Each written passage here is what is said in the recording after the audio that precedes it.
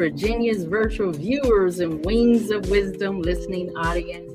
I am so excited to be featuring Mr. Brian K. McNeel, and that's with 2 L's. He is the Sales Skills Improvement Evangelist, and he is also the dedicated and devoted husband to Dr. Lisa Santiago McNeel.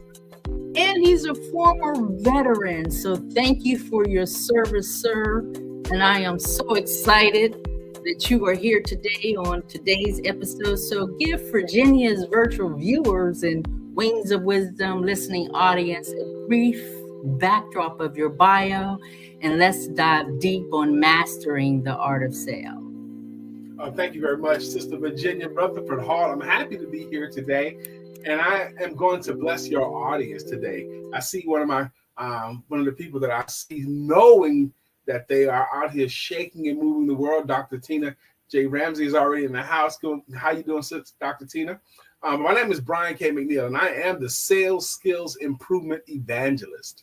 That's why I like the title Evangelist, because that's an zealot advocate for. And I do think the ability to sell has more to do with our happiness and sadness, or prosperity or poverty, than just about anything else. We do sell our ways through life. But yes, I am a current military veteran. I am an Army veteran. I am married. I am a minister as well. I'm a father and a husband and a grandfather. Paul B, that's who I am. And I spend my life helping entrepreneurs to sell themselves, which they often forget, and their services better than they ever have before, so they can earn more money than ever before. I'm super excited to have you invite me into your space, and I'm going to bless today.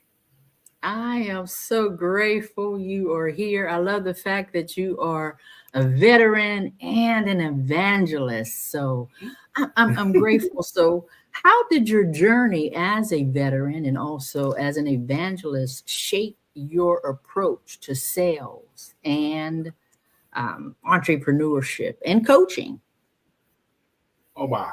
What a great question. It was going to require a big answer, though.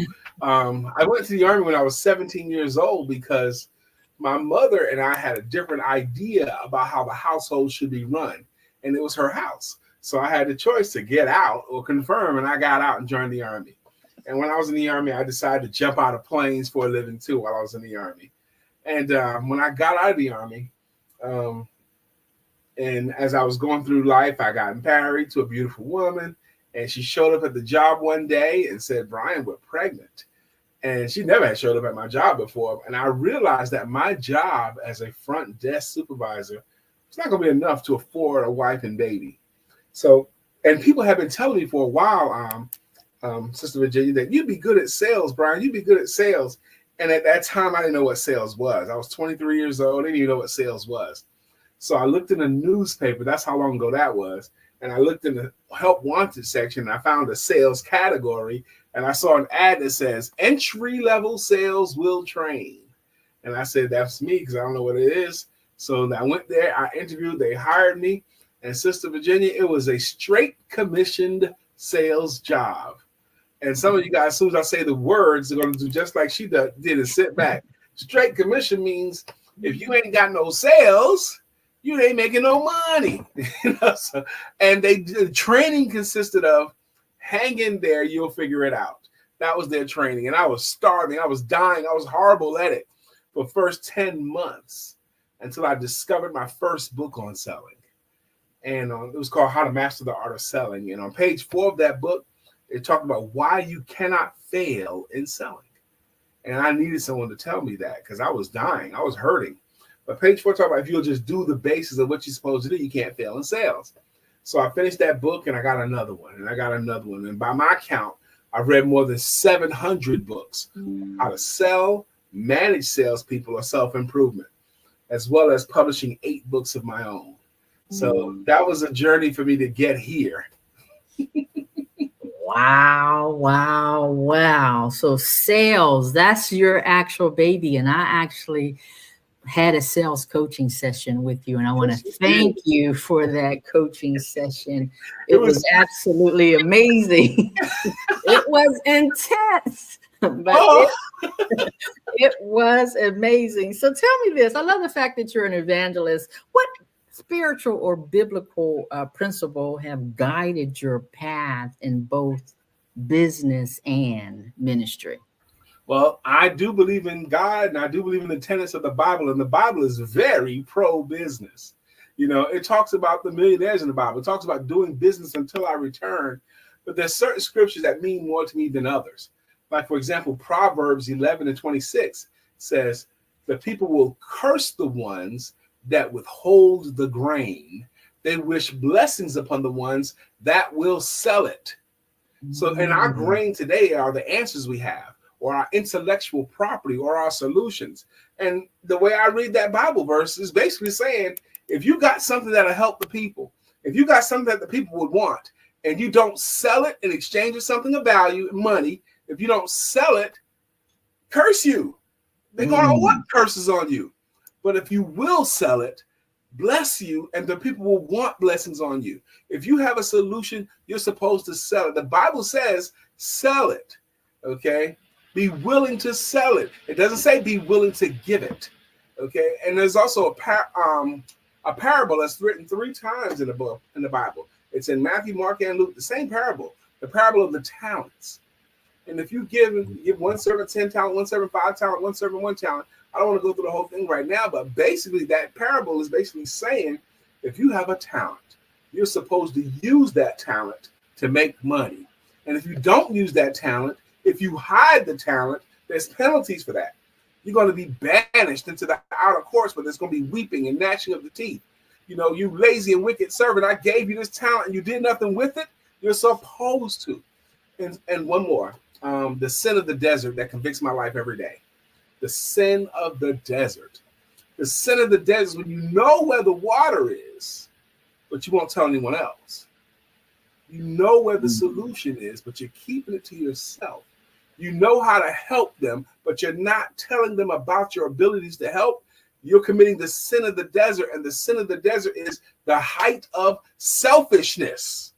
So if you're not selfish, if you can help the people with an answer you have, you're supposed to.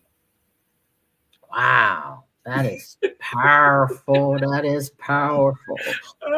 My girl Ray J is in the house. I see her.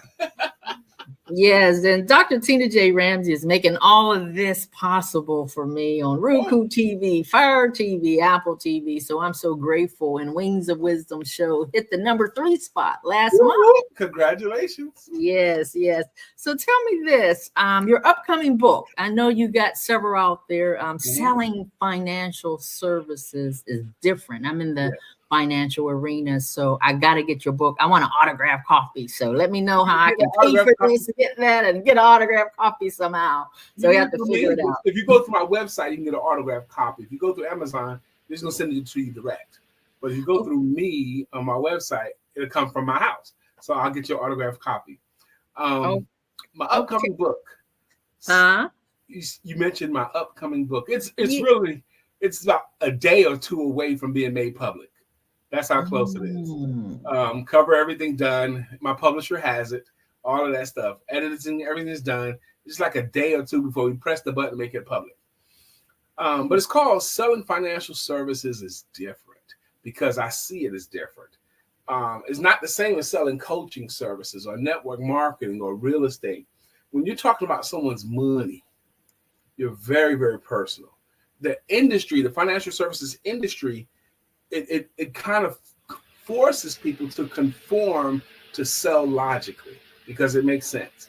If the clients will put this much money into this vehicle, they're going to get this kind of results. That makes sense. That's such a smart thing to do. The challenge is your clients don't buy that way. They buy what they want way faster than what they need. They buy for the sake of someone else way faster than for themselves. So you have to constantly tell people in the financial services industry that you have to sell with emotion versus logic. Use your logic just to justify, but emotion to sell. And I teach how to do that with the tools. The words you use, like emotional words. Like the most emotional word in the English language starts with an L. What is it? Love. And most adults have taught themselves how to not say the word love and never use it. But I encourage, especially people in financial services, to talk about the word love as they're selling their services.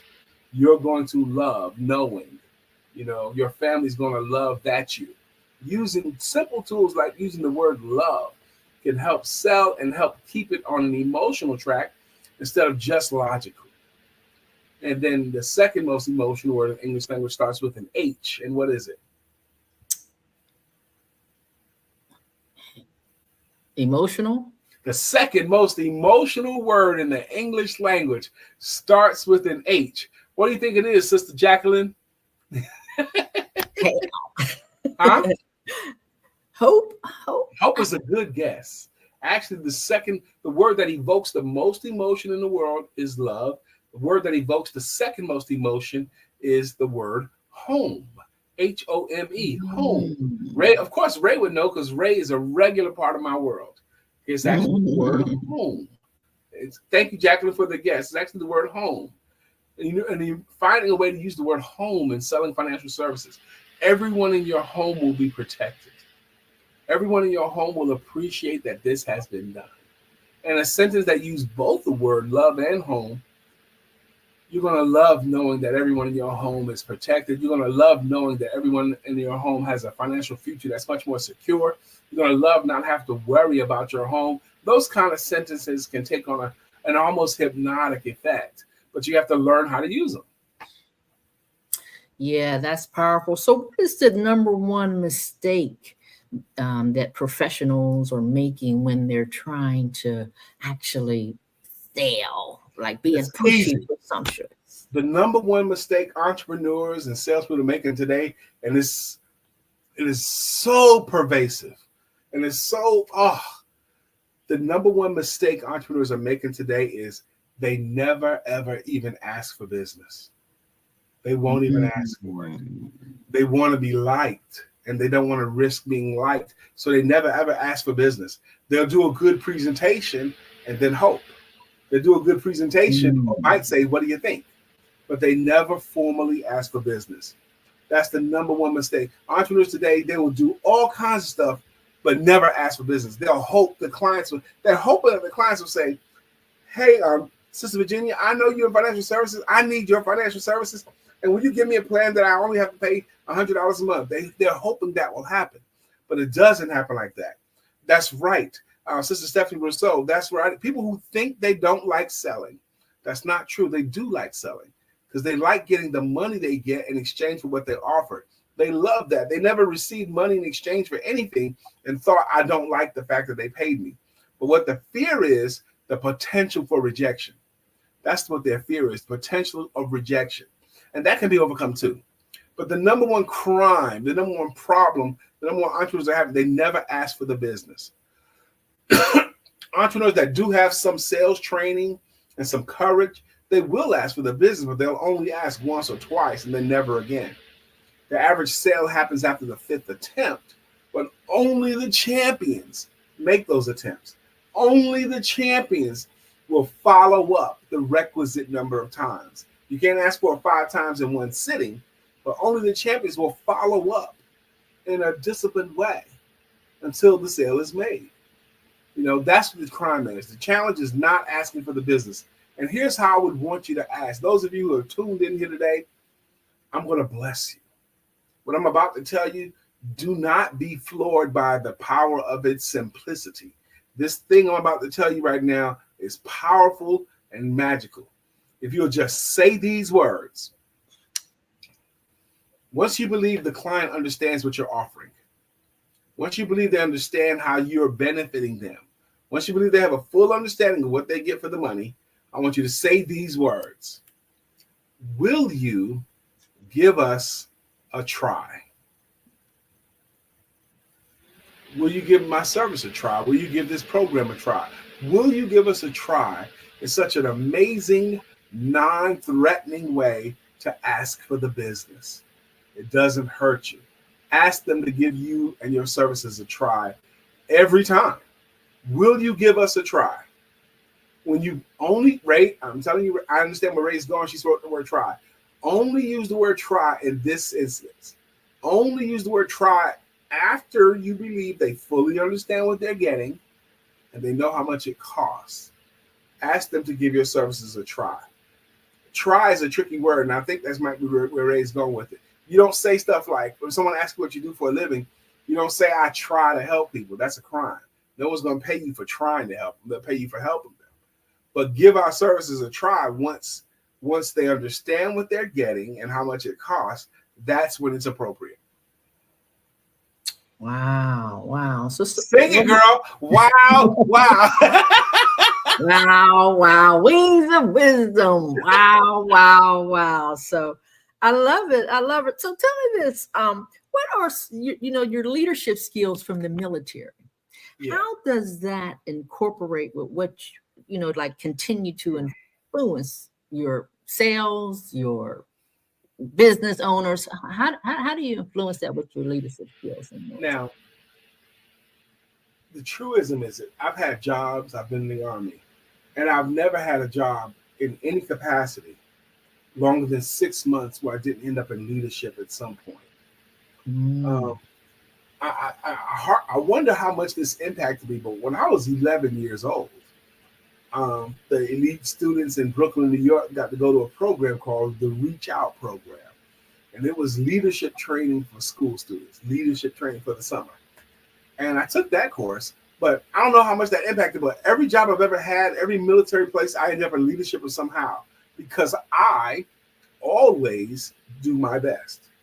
I show up early. I always show up early, 30 minutes early minimally if I'm going anywhere.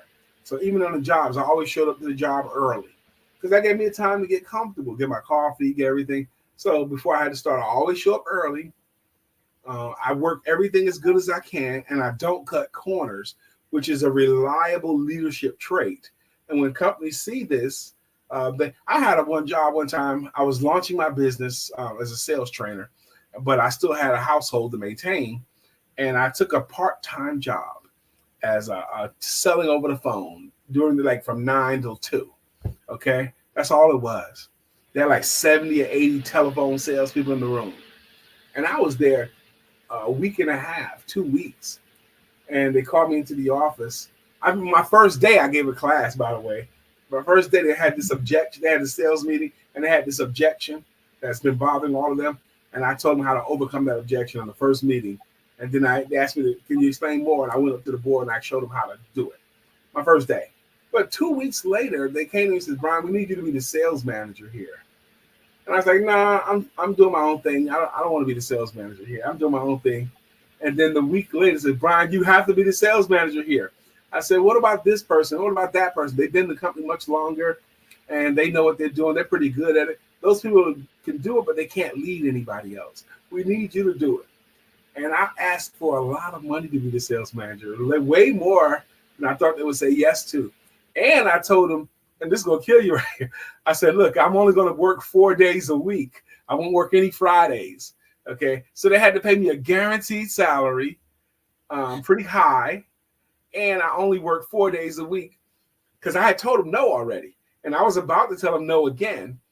And they said, okay, we'll do it. So you sold yourself. Well, there was a concept going on there. The fear of loss is greater than the desire for gain.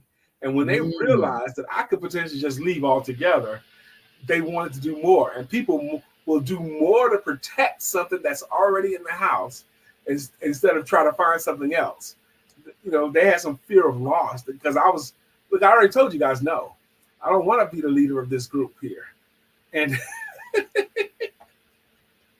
that's why I love your coaching service. If you are out there in the audience and you need a sales coach, you're in the industry and you don't know why you can't move forward, you're not able to lead, you got self-doubt, you have this coach here. You need to look no further. He is amazing. His exceptional coaching skills and evangelist approach is absolutely amazing.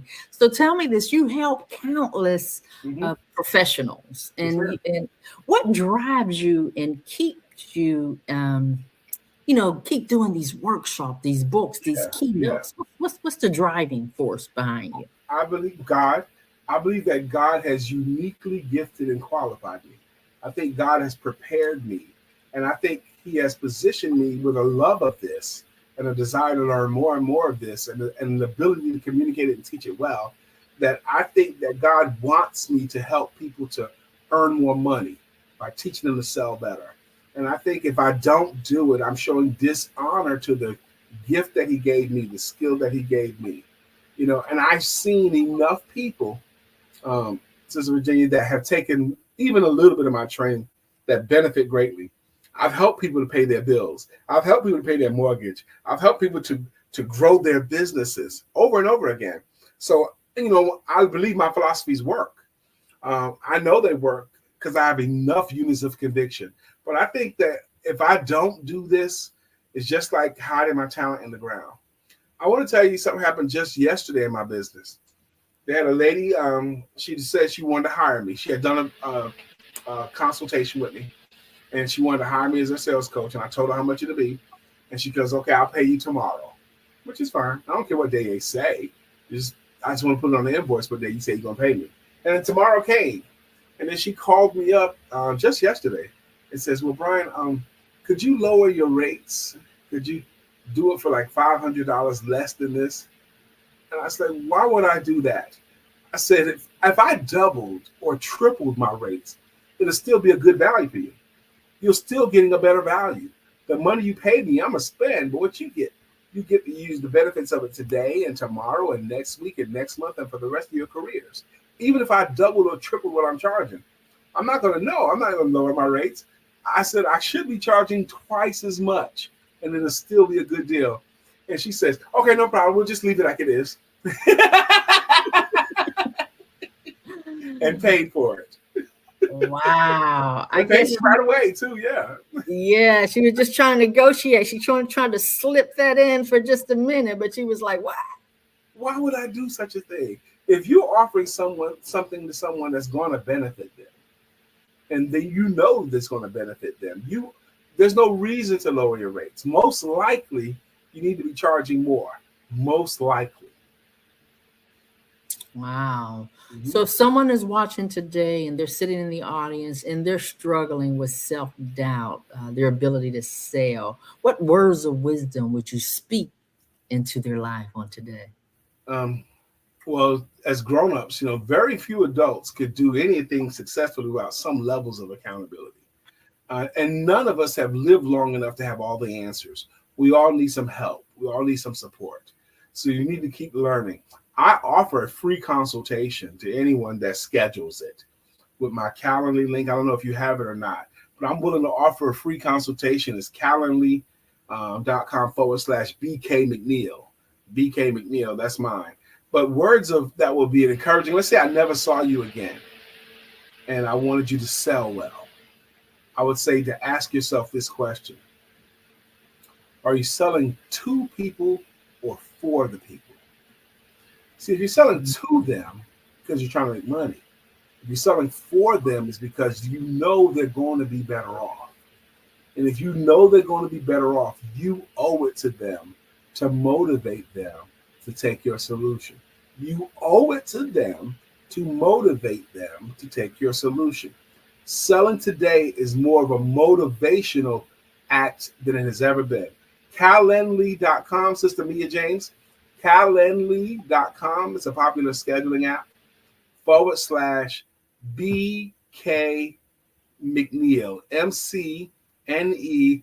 Thank you, Ray. That's exactly right. What Ray put up there. Ray J. Johnson. Calendly. Thank you, Ray. I appreciate that so much. You owe it to them to offer it to them. They don't have to accept it, but you have to offer your services. And if you know they're benefited by what you offer, you do owe it. Motivation is the thing. Your job is to motivate them to take an action. I do hope to speak to you, Mia. I do hope to speak to you, Sister Juanita. And it's free. There's a rap lyric by some poets of the 80s that I like. Okay? And it goes like this. Listen up, homeboy. Give this a thought. The next time someone's teaching, why don't you get taught? It's like that. I'm willing to teach. you guys should get taught. Yes, Miss Mia James has a financial service company, and I'm actually Woo-hoo. a part of. She's the founder. She fired Really? her boss at the age of 40, and Woo-hoo. she has a full-fledged financial service company. And I sent her the link yesterday, and she's helping me in this financial industry as well. So, Mia Wonderful. James, thank Congratulations. you. Thank you, thank you. So I'm gonna do some rapid fire fun just for a few minutes Okay, before let's we do it. go. So tell me, before your keynotes, what is it, coffee or tea? Before I do anything, it's coffee for me. It's always coffee. It's coffee for Yes, you? yes. Okay, so what is one word that will describe your speaking style? Dynamic. Wow, that's so true. That's Dynamic. so true. I rock when I give a workshop, and everyone in the room gets involved. Everyone gets involved in the fun. It's laughter and learning. Yep. Okay, so what is your favorite scripture that fuels your faith in business? Colossians 3:23 and 24. And whatsoever work you do, do it as if you're working for the Lord and not man, for you know there will be a reward for this. Wow, that is powerful. Colossians 3:24. Did you 23 and 4. 3:23 and 4. Okay, tell me this. What book? I know your books is there, but besides yours, that every entrepreneur should read. Besides mine, okay. Besides my books, there's a thin little book. You can read it in the afternoon. It's an absolute treasure. It's called The Greatest Salesman in the World by Og Mandino. It's set in biblical times and it's biblically based, but it's a little thin book. You can read it in a couple of hours probably, but I think it does the best as far as getting your mind right to be great. Set in the time period of Bethlehem and baby Jesus in the manger, that kind of time period. I think it does the best job of mentally preparing you to do this work great. Wow. And don't let the title throw you off. The Greatest Salesman in the World. That's the title, but it's based on biblical tenets, and it's the best. Wow. I love little golden treasures that you can read in the afternoon. You know, as I love listening to Yes. audio, to just grab a nugget and just dive in, and a little thin one. Oh, I can do that all day long. So, in the last one, tell me this: what's the best advice that you received in or out of uniform that you can give to the audience? The best. Okay, this is the best advice I ever got, and I'm going to share it with you. Two things to be successful in life. Number one is be willing to ask for more help. Be willing to ask for more help. And number two is be willing to accept more help. The best advice I ever got, the best advice I'm going to be giving. You can't do this by yourself. None of us. We all need some help. But be willing to ask for the help you need. And when it comes, I made the mistake 5-6 times. Someone raised their hand saying, Brian, I want to help you. I want to support your business. And I didn't let them.